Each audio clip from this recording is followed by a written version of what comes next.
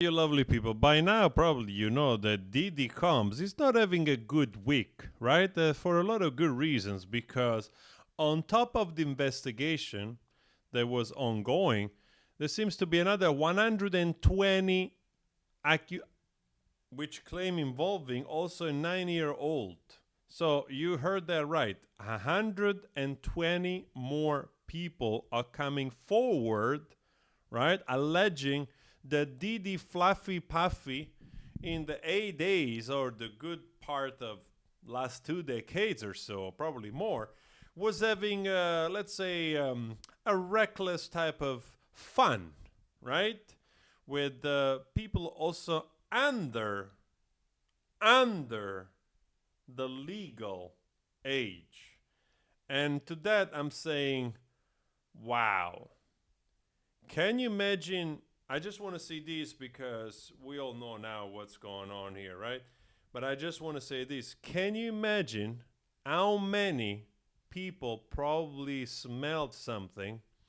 And I'm not talking just about the baby oil, right? That was lubed on top of whatever they were using to basically inspect the different various oils that Didi was venturing into. He was the Indiana Jones of his parties to see what kind of crack, what kind of solidified manure, feces, was sticking inside the intestines of his victims.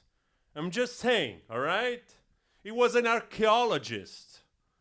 He was going deep into finding out how much was left over of those defecation that people that had lack of lentils and fiber had corrugated inside their intestine and small colon.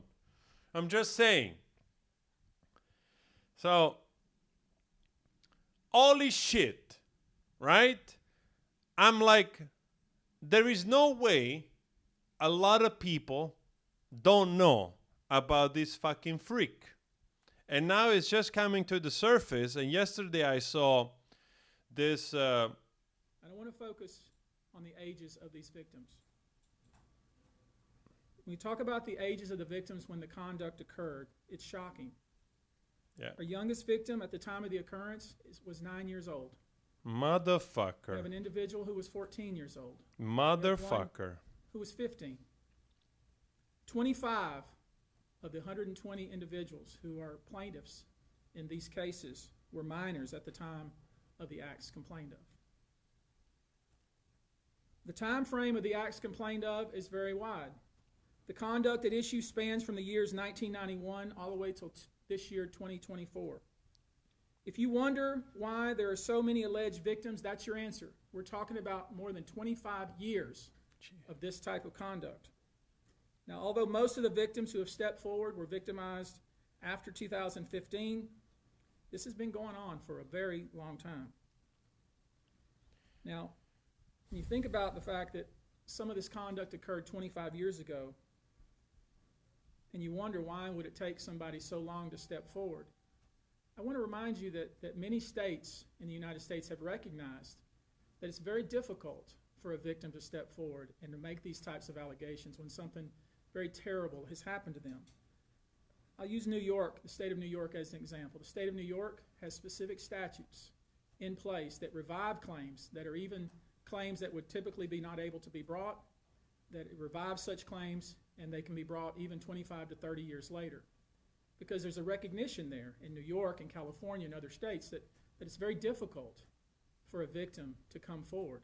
And I would respectfully suggest the only reason many of these people are coming forward because they see other victims coming forward. And it gives them some comfort that, hey, I won't be the only one. And I expect more victims will come forward. Listen, if there is any 9-year-old that has gone through the, treatment of this piece of human manure, I don't care there is a statute of limitation. You throw the limitation out of the window because this piece of shit needs to know what justice is. And I'm going to be real. Maybe out of those 120, there is going to be another 20 or 30. There is going to be a bunch of people that are there just to see if they can get a paycheck because when the dog is down, when the dog is bleeding, then everybody's jumping on. That's a fact. But there is also no way this guy is innocent, and there is no way other people, celebrity, didn't know and they just shut up or they're involved as well. I saw another interview where the guy said, "You'll be shocked to know the list of these people." And I'm like, all right, release it. We want to know. And since you're there, why don't you ask the other judges or prosecutors or district attorneys that were working on the Epstein list, and maybe you can just do us a favor, right? And you put on the table everything, because sure as hell, a lot of people would like to know also that other list who is including.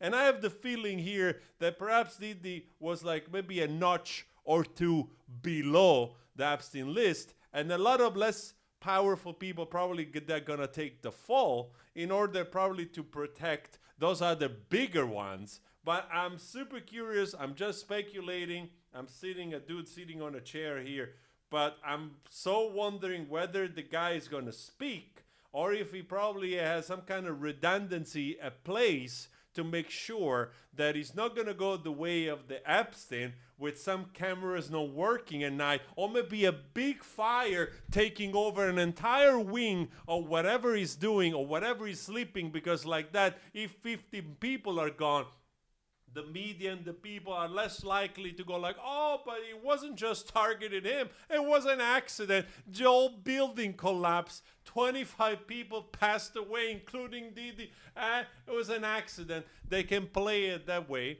So it will be, either Didi has a staff in place that he can blackmail these people still. So they're going to probably try to make some people fall, give him a sentence, or something to that extent, or they will manage to get rid of this guy because if he has half of what people suspect, right? If he has, like, can we just speculate for a moment? I'm grossly speculating, right? I'm incredibly speculating here.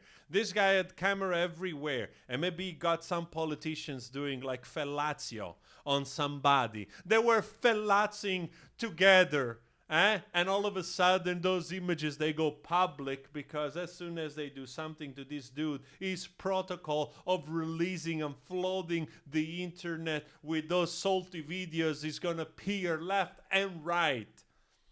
It's going to be, in a sense, a fun time. And I apologize saying fun time, because having this much tea coming out will definitely be entertaining. But when I hear that there are a lot of people, especially kids, which have gone under the hands of these absolutely abysmal human beings, I honestly have to say I don't want to sound righteous. I don't want to be righteous, because it's not up to me. It's not up to me to judge or to bestow sentences on human life, right? Either in the case of a piece of shit like that. But I'm just saying, I wouldn't mind if some of the inmates at least ventured in his ass, right? And do a little bit of that exploration that Indiana Jones Didi was famous for, and leave it a little bit sore.